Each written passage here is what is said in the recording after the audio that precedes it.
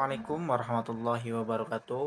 Halo teman-teman, perkenalkan nama saya Adi Juliawan Faturrahman dengan NIM 61225100257 kelas RA5.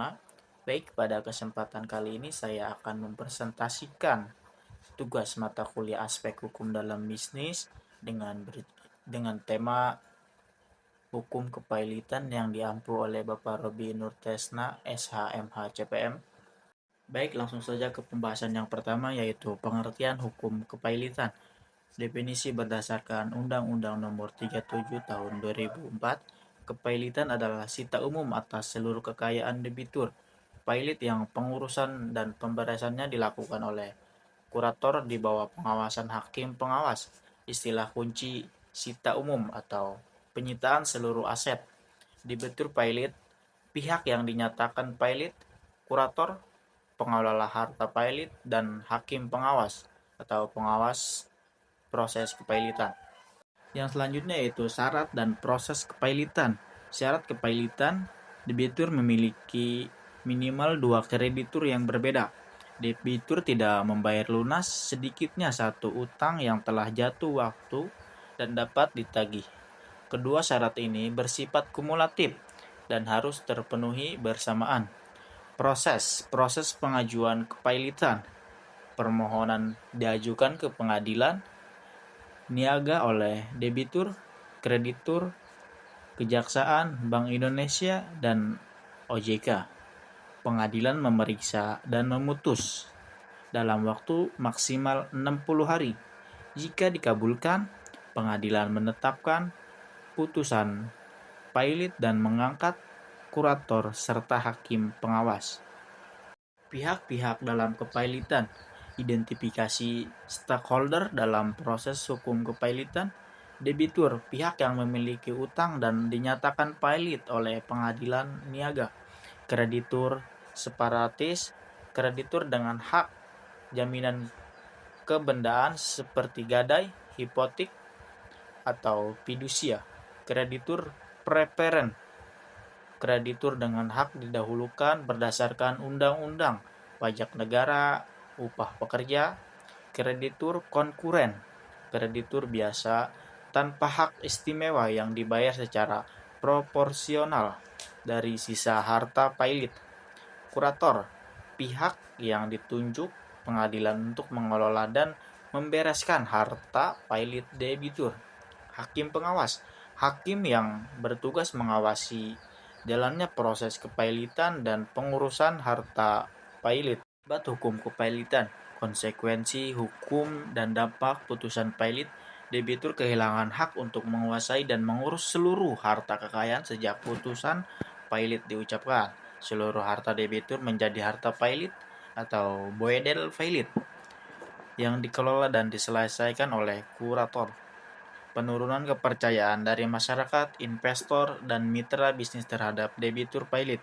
Pembayaran utang dilakukan secara hierarki hak kreditur, separatis, preferen, kemudian konkuren, kemungkinan likuidasi aset untuk penyelesaian utang kepada seluruh kreditur secara proporsional.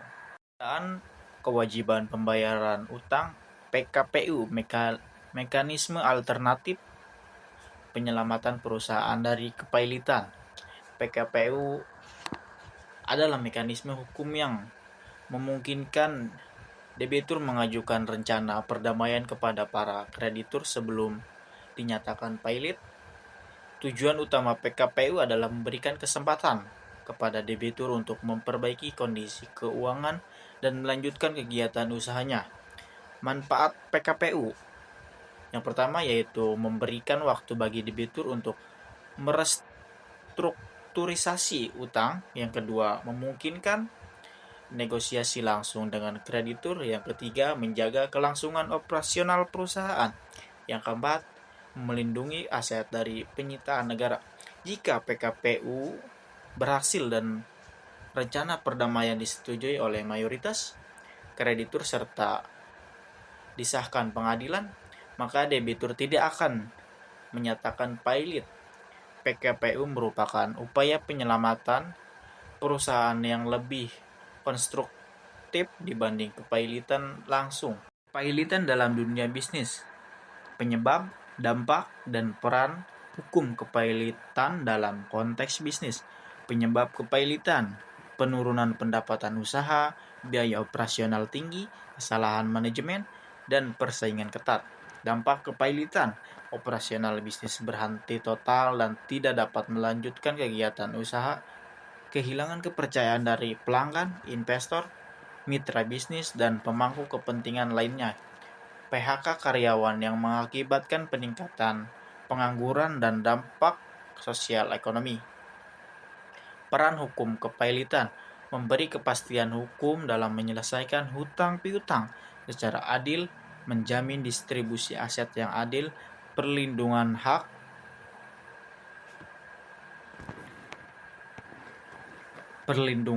kreditur debitur, dan menjaga kestabilan ekonomi.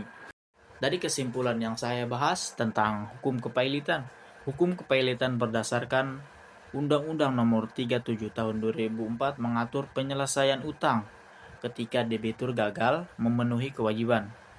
Regulasi ini memberikan kepastian hukum dan keseimbangan hak antara debitur dan kreditur. PKPU menawarkan alternatif pemulihan sebagai pailit. Sarannya, pelaku bisnis harus mengelola keuangan secara bijak dan menerapkan prinsip kehati-hatian. Pemerintah dan lembaga peradilan perlu meningkatkan penegakan hukum kepailitan yang cepat, adil, dan transparan. Cukup sekian dari saya. Assalamualaikum warahmatullahi wabarakatuh. Saatnya sudah.